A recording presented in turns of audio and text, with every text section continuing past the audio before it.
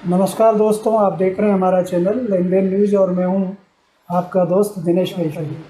अब थोड़ा अपन तिलहन पे भी बात कर लेते हैं। तिलहन में सरसों सोयाबीन में अपन ने 1000 रुपये की तेज़ी का अनुमान जताया था।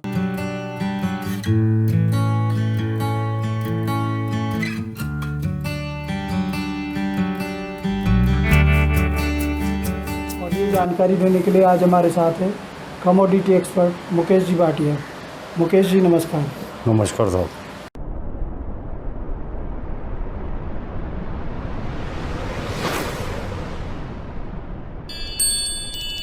तो इस समय मार्केट क्या चल रहा है?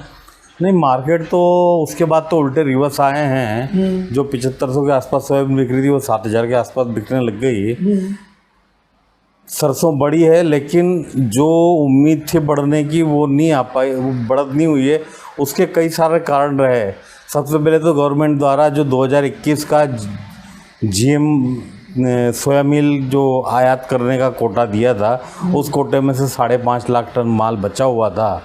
वो माल को मंगाने की अनुमति दी। हालांकि उससे कोई फ़र्क नहीं पड़ता। उससे फ़र्क इसलिए नहीं पड़ता है कि सोया मिल ऑलरेडी जो है विदेशों का ऊंचा है, तेल ऑलरेडी विदेशों में ऊंचा है, इसलिए आने की कोई उम्मीद नहीं है। लेकिन आम व्यापारी या छोटे किसान या ये सब नहीं समझ सकते, तो एक मानसिक दबाव उन लोगों पे बन जाता है। उसके बाद सरकार ने जो है बेसिक इंपोर्ट ड्यूटी में कमी कर दी। पाम ऑयल और सोया ऑयल, सूरजमुखी ऑयल के बेसिक टैरिफ जो इंपोर्ट ड्यूटी थी उसको कम कर दी। उसका फ़र्क पड़ा। अभी फिर जो है नया फंडा आ गया। मलेशिया जो है उसने जो है लगभग एक्सपोर्ट टैक्स को कम करने जा रहा है। तो ये सब चीज़ें देखते हुए दबाव निश्चित रूप से बना हुआ है। लेकिन फिर मैं कह रहा हूँ, तेज़ी निश्चित है। 1000 नहीं बल्कि ज़्यादा तेज़ी है। समय का फ़र्क आ जाए, लेकिन तेज़ी निश्चित है। हिम्मत हो तो रुको, हिम्मत नहीं हो तो आप बेच के निकल सकते हैं। बाकी सोयाबीन में भी ये हाल है। तो तिलहन में एक्चुअल में गवर्नमेंट का फंडा दखल बहुत ज़्यादा रहता है।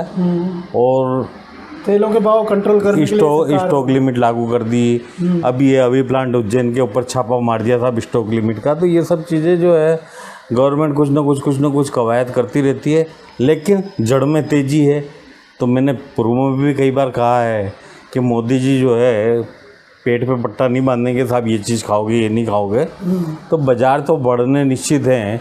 विदेशों के हिसाब से आज की तारीख में 170 से 80 रुपये के बीच में तेल के बाज़ार होने चाहिए, लेकिन नहीं हो रहे हैं। तो इसमें जो है हम भी कुछ नहीं कह सकते, क्योंकि गवर्नमेंट के तो अपने रूल हैं, रेगुलेशन हैं। और फिर गवर्नमेंट के एक स्टेटमेंट से बाज़ारों की हालत ख़राब हो जाती है। बाज़ारों की हालत उल्टी हो जाती है बल्कि। अब वो प्रैक्टिकल में भले कुछ आवे नहीं आवे, लेकिन एक जो आ जाता ना स्टेटमेंट, उससे जो है घबराहट में आ जाता है आदमी। सही बात। लेकिन फिर भी तिलहन में बने रहना चाहिए।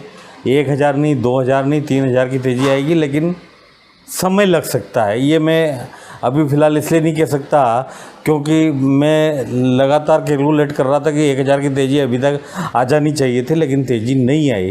तो इसलिए मैं अभी समय का कुछ नहीं कहूँगा, लेकिन तेज़ी निश्चित है, ये पक्का मान के चलो। तो कुछ लोगों ने ये भी पूछा है, कुछ दर्शकों ने अपने, कि माल रोकें या बेचें सरसों सोयाबीन के बारे में। नहीं, सरसों सोयाबीन दोनों रोकनी चाहिए।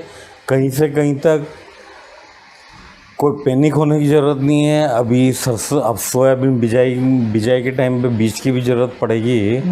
तो और बीज के बाद भी बाज़ार तेज़ी रहने की उम्मीद है, क्योंकि फसल बोने के साथ तो आनी जाएगी। वो भी 90 दिन 100 दिन जो लगते हैं फसल आने में, वो तो लगेंगे। इसलिए जो है सोयाबीन हो सरसों हो, इनमें बने रहना चाहिए, डरना नहीं चाहिए। हिम्मत हो तो रुकिए, नहीं हिम्मत हो तो उसका तो मैं भी कुछ नहीं कर सकता। सही बात। तो दर्शकों, ये जानकारी आपको कैसी लगी? अगर अच्छी लगी हो तो आप कमेंट बॉक्स में लिख करके अपनी राय प्रकट कीजिए। साथ ही हमारे वीडियो को लाइक कीजिए, शेयर कीजिए और हमारे चैनल लेन देन न्यूज़ को सब्सक्राइब कीजिए। धन्यवाद।